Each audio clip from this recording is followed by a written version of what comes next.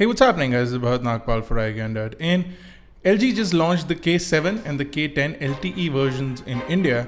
We're going to be unboxing them and taking a quick look at them.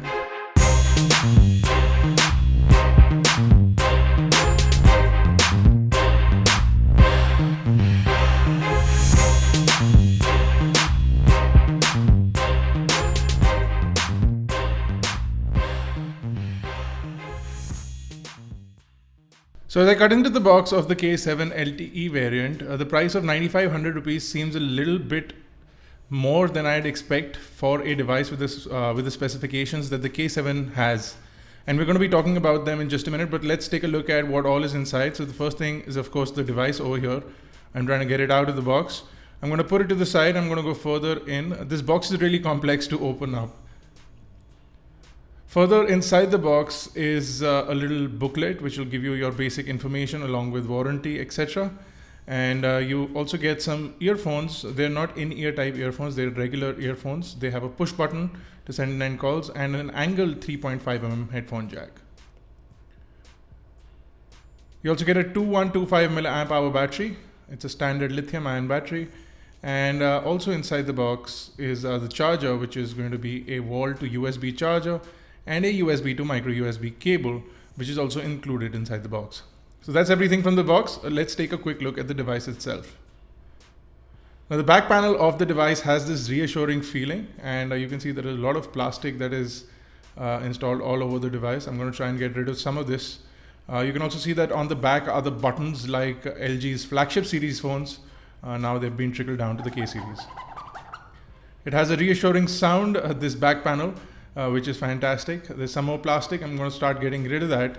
Over at the front, you can see that you have this new 2.5D arc screen. It's almost like the Samsung Edge display, and they've made use of this in an Edge display fashion in the K10, and you should check out the K10 unboxing to get more idea on that. So over at the front of the K7 LTE is a 5-inch display, which has a 854 by 480 pixel resolution, which is definitely disappointing at 196 pixels per inch. Device has touch capacitive buttons which are on screen. Over at the bottom you'll see the microphone, the micro USB charging port along with the 3.5mm headphone jack. Over at the top of the device is the secondary noise cancellation microphone, and the left and the right side have no buttons on them. On the left bottom edge is the little notch to open the back cover. Now the device is a dual SIM device, and it does take in a micro SD card up to 32GB. You'll get 8GB of onboard storage along with 1.5GB of RAM. Now running this device is a Qualcomm Snapdragon 210 chipset which has quad-core 1.1 GHz. You also get the Adreno 304 GPU. On the back of the device is an 8 megapixel camera which does have autofocus capabilities but will only shoot HD video, which is 720p video at 30 frames per second. Over at the front is a 5 megapixel camera. Now, as far as the specs are concerned, the device seems really expensive, especially considering that the Snapdragon 210 chipset on this and the price being 9,500 rupees. LG is going to get a lot of flack for this. I can feel it already. The device in itself feels really nice. It has a really nice build quality, although you do have plastic all over the device. The back panel gives really nice grip, and the overall feel of the device is almost like their previous generation flagship devices, especially thanks to the power button being at the center of the back panel right under the camera.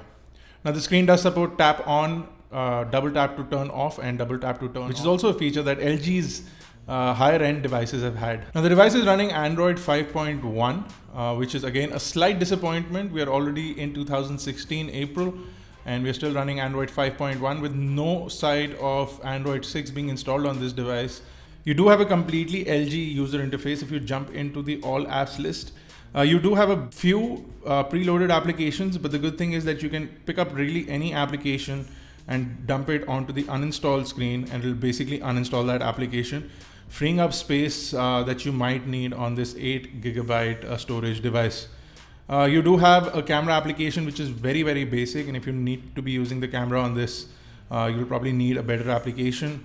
The browser is Chrome browser, which is a standard Google browser, so you'll get that experience on this. Overall, the device has a bunch of good things, especially the look and the build quality. But the specifications on the inside are definitely disappointing. You do get some cool things like the arc display, which gives this a really, really premium look. and a utilization which you'll see in the K10, which basically allows you to make it look like the S7 Edge. More or less, LG is trying to tap into a market which is basically overrun with devices which offer higher end specifications. Nowadays, almost a full HD display, which is not going to run with LG, especially the fact that it's on 854 by 480 pixels, which is absolutely disappointing. You do have an IPS LCD display over here, and the device is fairly slim at 9.1 mm.